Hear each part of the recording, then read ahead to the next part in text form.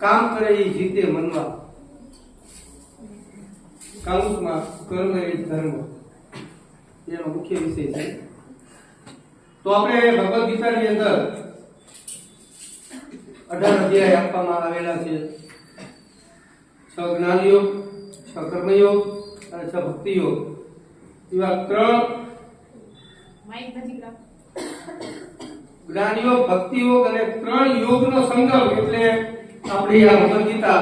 અને ભગવદ ગીતાની અંદર ખાસ કરીને વાત કરવામાં આવી છે કર્મયોગની. તો કર્મયોગ એટલે શું? તો ભગવદ ગીતામાં એ પણ વાત કરવામાં આવી છે કે કર્મયોગાદિના રસ્તે માં ભરેશું કદાચ, કે હે માણસ, હે મનુષ્ય, હે પાર્થ, હે ધનંજય, તારો અધિકાર માત્ર કર્મ કરવામાં છે, નહીં કે બળની આસક્તિમાં.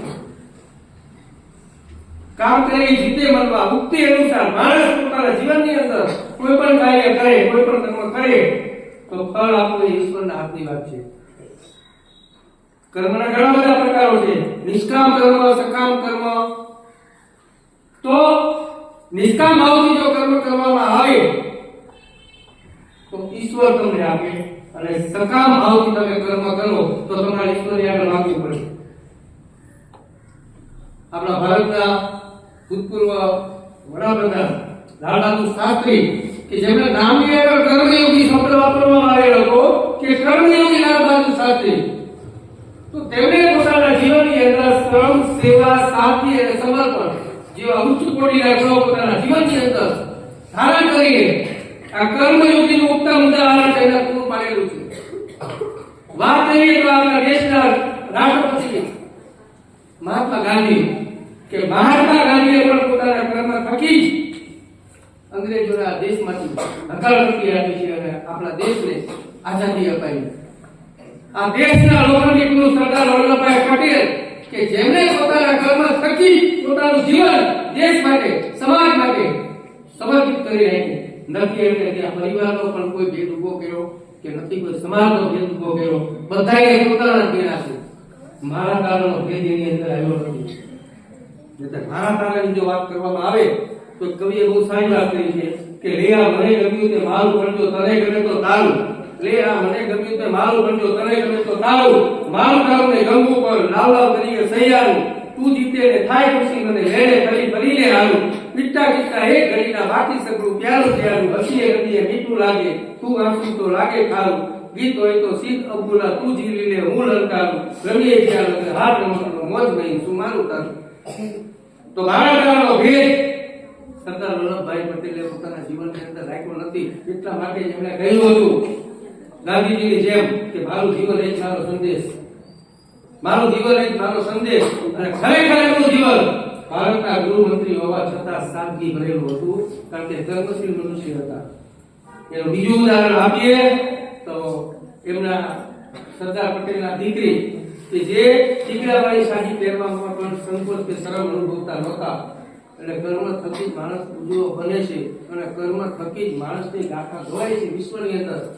તો કર્મ કરવામાં જ માણસે પોતાનો અધિકાર રાખવો, નહીં કે ફળની આસક્તિમાં. ફળ આપવું એ ઈશ્વરના હાથમાં છે, કર્મ કરવું એ આપણા હાથમાં છે. અને હંમેશા પોતાના જીવનની અંદર ભગવાને આપણને જે શરીર આપ્યું, ભગવાને આપણને આ જે શરીરનું સર્જન કર્યું છે, એ શરીર ફક્ત કર્મ કરવા માટે આપણને આપેલું છે. અત્યારે જાણવા જેવાની અંદર વાત કરવામાં આવી કે ભાઈ કૂતરાનું આયુષ્ય 20 વર્ષનું હોય. ખરેખર કૂતરાનું આયુષ્ય 20 વર્ષનું હતું નહીં, 40 વર્ષનું હતું. જ્યારે ભગવાને આ સૃષ્ટિની રચના કરી ત્યારે કૂતરાનું આયુષ્ય 40 વર્ષનું હતું. અને ભગવાને વાત કરી કે ભાઈ આપણે સૃષ્ટિનું સર્જન કરવું છે, તો એના માટે આપણે શું કરશું? અને ભગવાન બ્રહ્મા, વિષ્ણુ અને મહેશ આ ત્રણેય દેવોને સામે આ વાત રજૂ કરવામાં આવી.